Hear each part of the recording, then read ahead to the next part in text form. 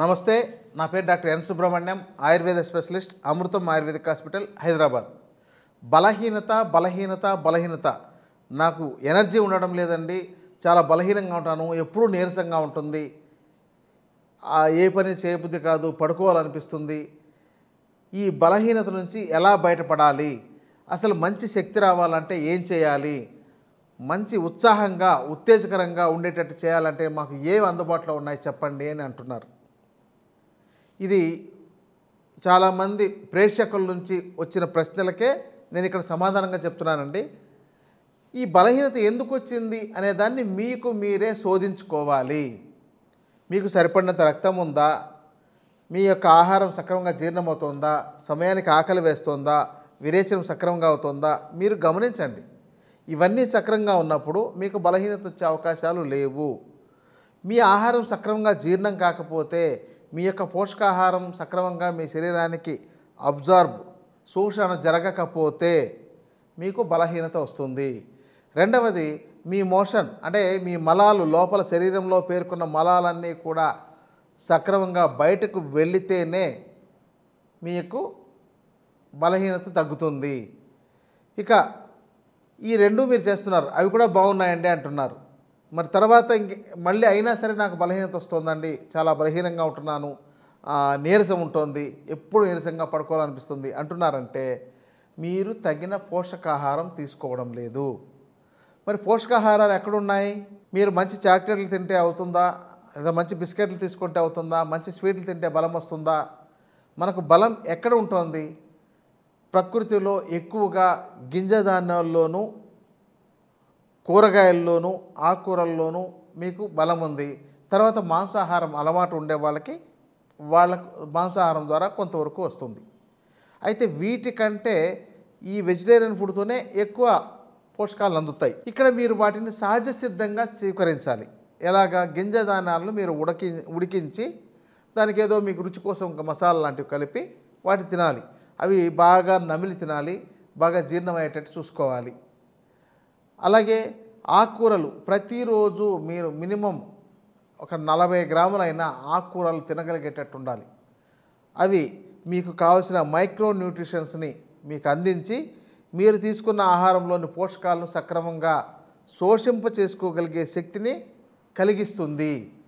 ఈ ఆకుకూరలకు ఇంత మంచి గుణం ఉందండి. అంటే ఉడికించిన తర్వాత మీరు తీసుకునేది ఒక 40 నుంచి 50 గ్రాములు అంతే తప్ప నేను పచ్చి తీసుకొచ్చానంటే అది ఉడకబెట్టిన తర్వాత 20 గ్రాములే వచ్చిందంటే సరిపోదు.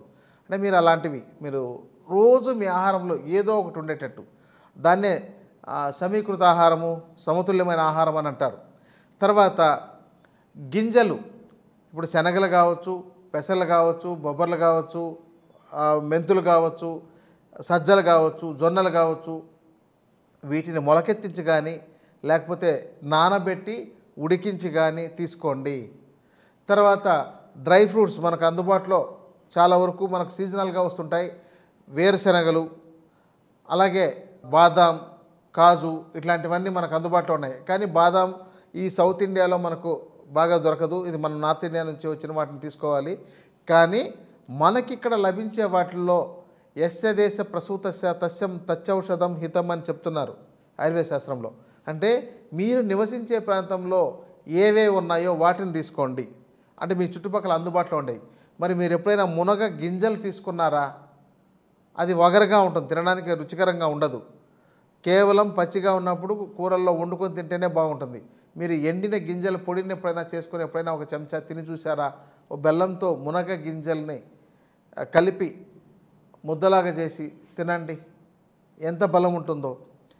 మెంతులను బెల్లంతో తీసుకోండి, అంటే మెంతుల పొడిని బెల్లంతో కలిపి తీసుకోండి. మీ యొక్క బోన్స్కు ఎంత స్ట్రెంత్ వస్తుందో. మనకు సరిపడినంత కాల్షియం రావాలన్నా కూడా మెంతులు చాలా బాగా ఉపయోగపడతాయి. కానీ అది రుచికరంగా ఉండదు, వగరుగా ఉంటుంది. మరి ఇలాంటి వాటిని మీరు ఎన్ని ప్రయత్నం చేస్తున్నారు?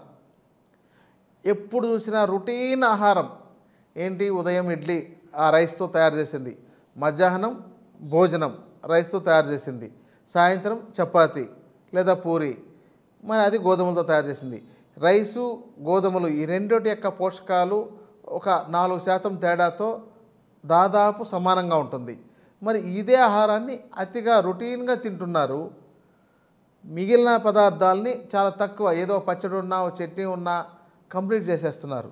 మరి ఇలాంటి ఆహారం మీరు తీసుకోవడం వల్ల మీకు బలం ఎక్కడి నుంచి వస్తుంది, మీ నీరసం ఎలా తగ్గుతుంది? వీటి మీద చాలామందికి అవగాహన లేకపోవడం వల్ల ఈ యొక్క సమస్యలు తెచ్చుకుంటున్నారు. ఇంకొకటి ఏంటంటే మీరు ఆహారాన్ని మారుస్తూ వెళ్ళాలి. మాకు తోటకూర పాలకూర దొరుకుతుందండి, అవి రెండే వాడతాం, ఇంకేవి వాడమండి అని చెప్పేటవాళ్ళు చాలామంది ఉన్నారు. ఆకుకూరలు మీకు ఎన్ని తెలుసు అని మా దగ్గరకు వచ్చే పేషెంట్ని అడిగితే 4 మించి చెప్పలేరు. తోటకూర పాలకూర మెంతికూర గోంగూర ఇంతే. ఇక ఒకటో రెండో కొంచెం ఎంతో కొంతమందికి తెలుసు. మనకు అందుబాటులో 300-400 రకాలు మనం ఉన్నాయి. మరి ఎంతమంది తెచ్చుకుంటున్నారు? గలిజేరుని తీసుకొచ్చి ఆకుకూరగా అప్పుడప్పుడు వండుకొని తింటే మీ కిడ్నీలు బాగా శుభ్రపడి కిడ్నీలు బాగా పనిచేస్తాయి. అలాగే కొండపిండి కూరను మీరు తీసుకువచ్చి వండుకొని తింటే మీ యొక్క కిడ్నీల్లో పేరుకున్న మలినాలన్నింటినీ బయటికి పంపిస్తుంది. అంటే దాంతో పేరుకున్న స్టోన్స్ లాంటివి, కిడ్నీ స్టోన్స్కు చాలా అద్భుతంగా పనిచేస్తుంది. మరి ఎంతమంది వాడుకుంటున్నారు? రేల పువ్వులను రేల ఆకులను తీసుకొచ్చి మీరు వండుకొని తింటే మీ యొక్క జీర్ణ వ్యవస్థలోని మలినాలన్నింటినీ చాలా బాగా బయటికి పంపిస్తుంది. మరి ఎంత వాడుకుంటున్నారు? అసలు రేల పువ్వులు వాడుతారా అనే ప్రశ్న అడుగుతారు. అదొక సీజన్లో అయితే ఎంత ఎల్లోగా ఎంత బాగా ఆకర్షణీయంగా ఉంటుందంటే వాటిని ఎవరు తీసుకొని వాడుకోరన్నమాట. రోజా పువ్వులను మీరు ఎప్పుడైనా రోజా పుష్ప లేహం తయారు చేసుకొని మీరు తీసుకుంటే మీ రక్తం శుద్ధి అవుతుంది. అంటే ఇలా ఒక్కొక్క పదార్థాలు ఒక్కో విధంగా పనిచేస్తున్నాయి. మీరు అరటి దూటని వండుకొని తింటే మీ యొక్క లివర్ని, మీ కిడ్నీని, మీ యొక్క లంగ్స్ని బాగు చేసేవి వాకుడుకాయలు, అలాగే బృహతి కంటకారి అని అంటే నేల మొలక అంటారు. వీటిని తీసుకొచ్చి మీరు వండుకొని తినగలిగితే మీకు మీ లంగ్స్ క్లీన్ అవుతుంది.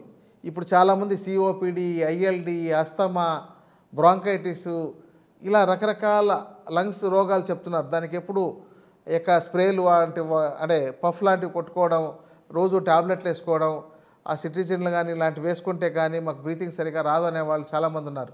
మరి ఎలా వస్తాయి? మీరు ఇలాంటి ప్రయత్నాలు ఏం చేయకుండా మీ యొక్క నేల ఉసిరిని కనుక మీరు తీసుకున్నట్లయితే మీ యొక్క లివర్ చాలా బాగా ప్యూరిఫై అవుతుంది. మరి మీరు ఎప్పుడు తీసుకుంటున్నారు? కనీసం ఒకవేళ చేదు వగరు రుచిగా బాగాలేదనుకుంటే వాటిని ముద్దగా చేసి తీసుకోవడం కానీ, లేకపోతే ఎప్పుడైనా ఔషధంగా వాడడం కానీ ఎంతవరకు చేస్తున్నారు? ఇలాంటివి ఏవి చేయకుండా మీ ఆర్గాన్స్ బాగలేకుండా మాకు బలహీనత తగ్గిపోవాలంటే ఎలా తగ్గిపోతుంది? మీ ఆర్గాన్స్ బాగుండాలి, అలాగే మీ యొక్క మలాలు ఎక్కడ పేరుకోకుండా ఉండాలి, మీ యొక్క జీర్ణ వ్యవస్థ సక్రమంగా ఉండాలి. ఇలాంటివి చేస్తూ నేను చెప్పిన విధమైన ఆహారాలు మీరు డెవలప్ చేసుకుని, నేను కొన్ని ఉదాహరణగా చెప్పాను, మీరు డెవలప్ చేసుకున్నట్లయితే మీకు మరింత ఆరోగ్యకరంగా మీరు తయారు చేసుకోవడానికి, మీ శరీరాన్ని ఆరోగ్యకరంగా కాపాడుకోవడానికి ఇంకా మంచి మంచి మార్గాలు మీరే వెతుకుతుంటే దొరుకుతాయండి. నమస్తే.